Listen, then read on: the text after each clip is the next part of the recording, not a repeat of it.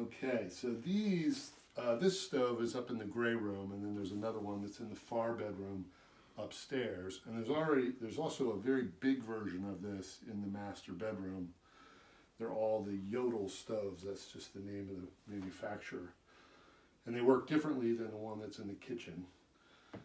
But we kind of go through the same basic drill, is that each one has these metal plates that really should go in front of them on the floor, just to give it more of a place for ash or sparks to land in case they do come out. Has a pot, it should have water in it. This one doesn't, so I'm just going to take it off for now. And so essentially these are pretty easy to operate. You simply open them up. This one's already set up for a fire. So, but basically, when you open them up, you would take a couple of pieces of paper, right, and a couple of the fire sticks, right, these fire sticks. And then on top of the paper goes the fire sticks, and on top of the fire sticks goes some kindling. And this one already has like some pieces of bark and some other stuff there.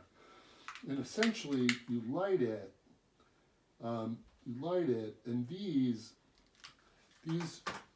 will do the same thing, where you can kind of use them as you can kind of use them as a fireplace and leave them open, and they have a little screen that goes on them. It's underneath the fire. It's underneath. Oh, it's underneath. Okay. So they have a little screen that goes on them that basically just clips in place. So it kind of hooks in the top. You push it in at the bottom, and then you can leave it open and kind of treat it like it's your little private fireplace in your room. But if you're not doing that and you're using it as a wood-burning stove, this will get going, and it actually would go and start faster if the door's closed and there's air. You can see this allows more air or less air to go through it. When you're starting it, if you kind of have it half set, it'll actually suck more air through it faster. And it'll just get the flame going quicker, and it'll get going.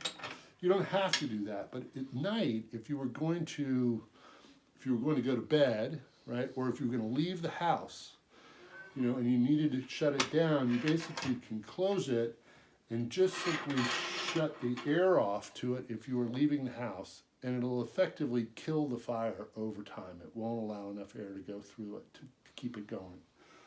If you're going to bed, you close it and you leave it about halfway open, or all the way open. You'll be able to tell how hot it gets, but you can see that you can see it burning.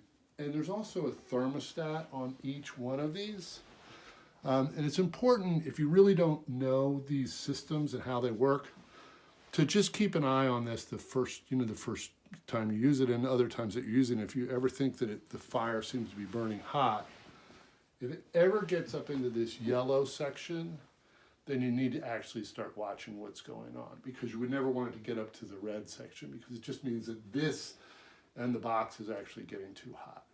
And if it ever gets too hot, if any of them are ever too hot, the solution is to open it and treat it like a fireplace, because it'll have more air going through it. It'll allow it to cool down. The fire might roar for a minute or two, but it'll actually allow the thing to cool down. It's when it's shut down and it has a very fast stream of air moving through it that it gets super hot.